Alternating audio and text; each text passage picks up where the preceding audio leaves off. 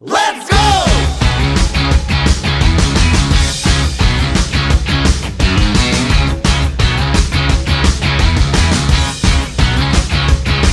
Let's go!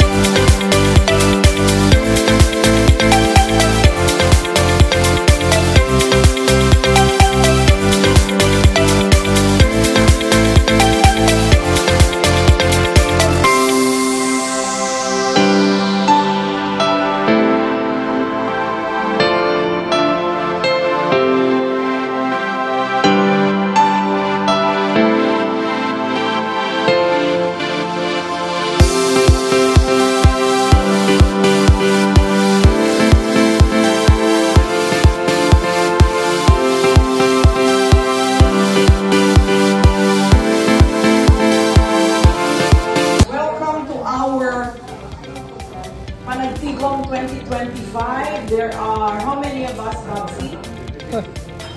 27, including Grace. Nice one. Nagpasalamat inan kami tanan nga ni Amo that you came and then that you have joined Panagtigong 2025 because, thank you everyone. Let me thank each one, Mr. and Mrs. Alonso, Val Alonso, of course, Richie Zamora, Faye, and Butchoy Dinto, Wendell Mascarlo and Betty Katitunan, Pep Delgado Haba and Rick Bangkil, Elsa and Tito, Estoy, Joey Corona and Joe Gitgano, of course, Mondingti and Boy Nanaman, Grace Pahabol, Grace Rodriguez, Mangga o Singalong. Hindi mo nang kita. Artes, Yan, nakita ni mong card. Nito Chodoro, Berting Gabasa, June Mangana, Rogelio Mangana Kalaban, Melinda Aramis, Alex Capito, and Jimmy Navaja. So, there's many of us. My name is Stella Palamo Mantenio, and welcome to Tigre Ugali. Tigre Ugali. What are you? This is magic. Welcome to Panagtigong 2025. Now, let us welcome here Mr. Richie Zamora. I think, Gunit. I think, without a doubt, most favorite child of all. Kay magbayad na. Because he would go, and he was a child. Remember this? When he was a child, this small. This small, and then Ryan was this small. They would go around, and he had the best PR in the world. He would greet everyone good morning or good afternoon. That's why he's the most beloved of the smart children. Diba? And it's so appropriate that we have him here with us now. Rich, come over, please.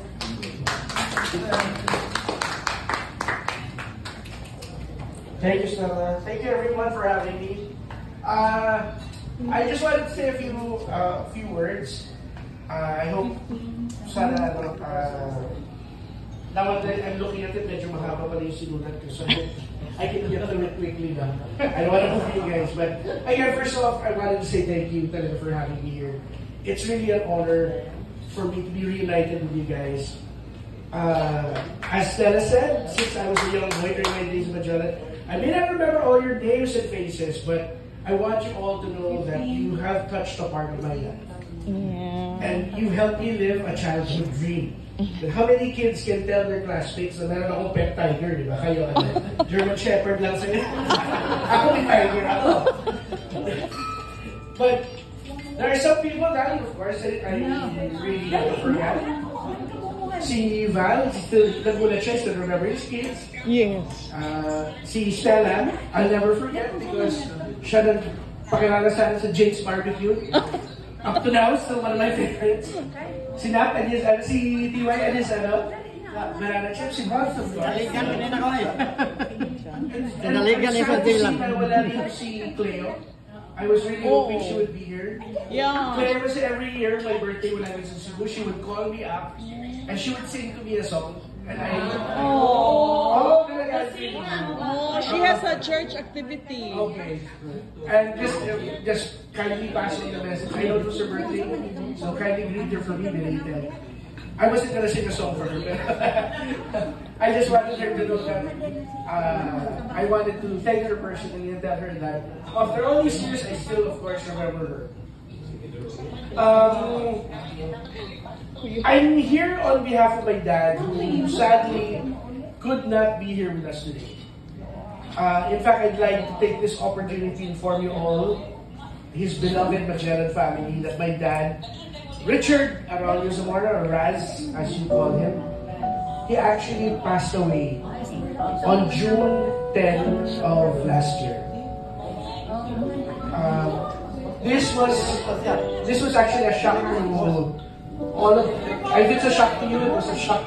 It was a shock to us also because we had no inkling talaga that he was sick. In fact, he would take pride on that na pagtulungan mo, paglahat. Sasabihan niya kami na, why are you helping me? Anak ko, like niya kami linuloko niya. Help na lang yung mama. Ako malakas pa ako. But everything happened within 23 days. He checked into the hospital and then we thought he had a neck injury. And then a few days later, 23 days later, he passed away. The reason why we decided not to announce is because we were dealing with some internal matters first. And at the same time, my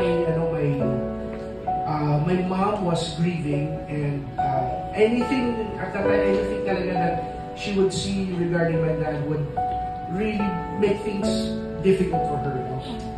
And personally, I found it easier as well.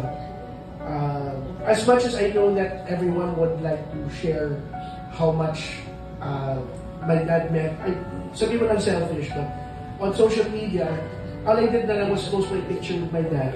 And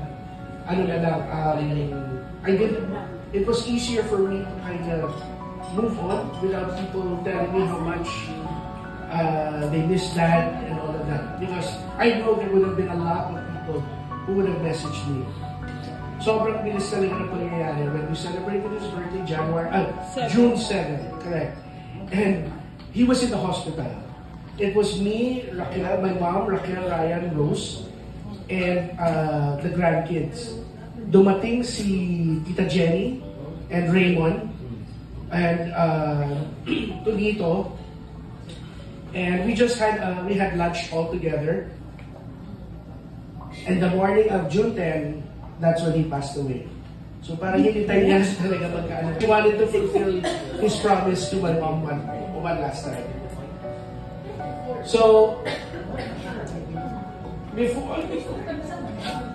I apologize if we couldn't announce it earlier, but it was just, kala ko nagparamdam si Daddy. Nagparamdam. And so, before I go, I just wanted to leave you all a story about my dad.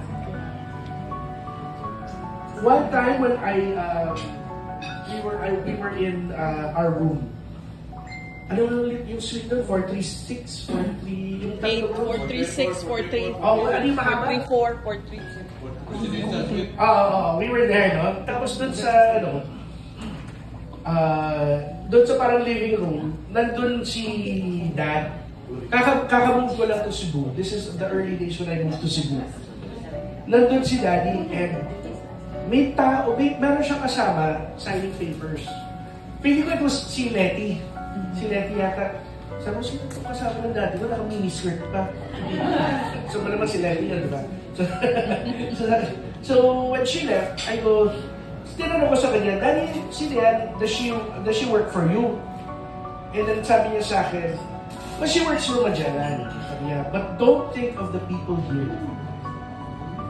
Don't think of them that way. Every single person in the hotel, don't think of them as just people that work for you. Think of them as people who will help your business succeed.